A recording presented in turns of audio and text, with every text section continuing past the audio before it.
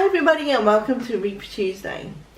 So I hope you're all enjoying your January so far, but today I wanted to talk to you about kind of the reflections that I learned from last year.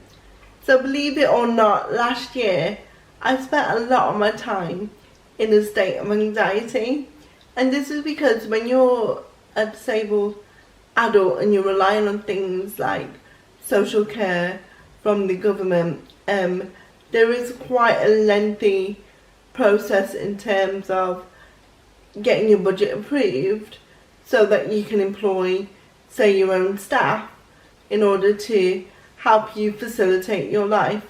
So as a disabled person, I do require the support of personal and professional care assistants. So I never call them carers because I feel like the role of a carer is slightly different, but with my PAs, they help me on a day-to-day basis in order to facilitate my life, and without them I would kind of be a bit buggered in terms of what I could do. So yeah, the process for kind of getting the support agreed has been really hard. So back in August 2018, I decided to move out of my family house.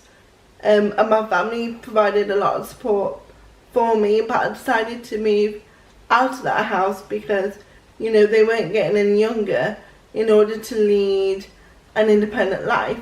So since August 2018, it's been a long journey in terms of working with social services in order to get my support and my hours and the funding agreed. So one of the things with this process, I believe that the kind of system is a deficit model. So there's a lot of personal questions and quite intrusive questions that I have to be asked, because ultimately you're relying on public funding to kind of fund your support, and I understand why these questions have to be asked.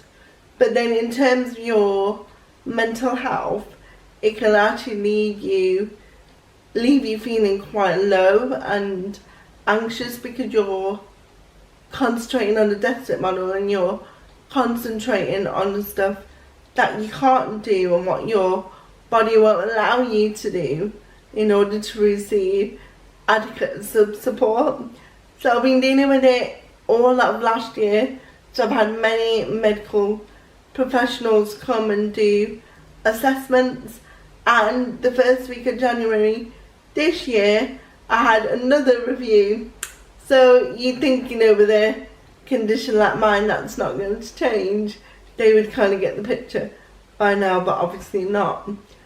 So one of the things that I've had to work on in order to keep my mental health sane is that I vowed to myself this year, whenever it happens, whenever I'm getting intrusive questions about what I can't do, as soon as those health professionals and, you know, social care professionals leave, I'm vowing to myself that I make a list of all the things that I can do and all the things that I can achieve.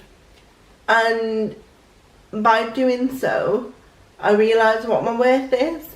So for instance, I had another review earlier last week, and again when she was here, the professional, I had to concentrate on what I can't do. So as soon as she left, I actually wrote a list of all the things that I can do, all the things that I can achieve, all the things that I have achieved, and all the things that I am grateful for in my life, and kind of looking at all the abundance that I have in my life. And actually, by doing so, I've noticed that my anxiety levels have been a lot lower. So this is a tip that I wanted to share with you, because I know there's a lot of people in my situation.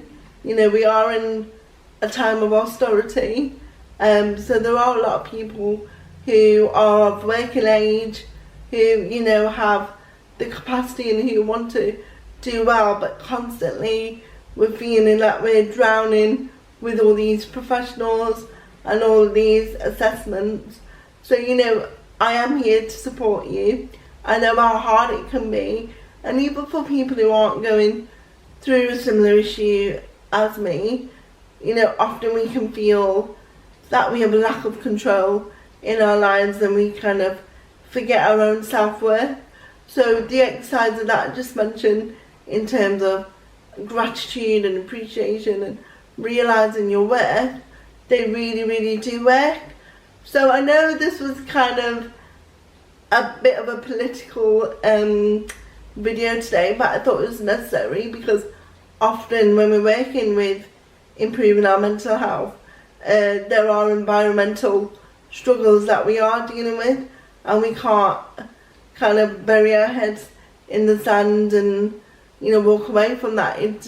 It's real life eventually. So I hope this video has helped you, and like always, if you feel like you've got something from this, please like, share and subscribe, and I look forward to seeing you soon.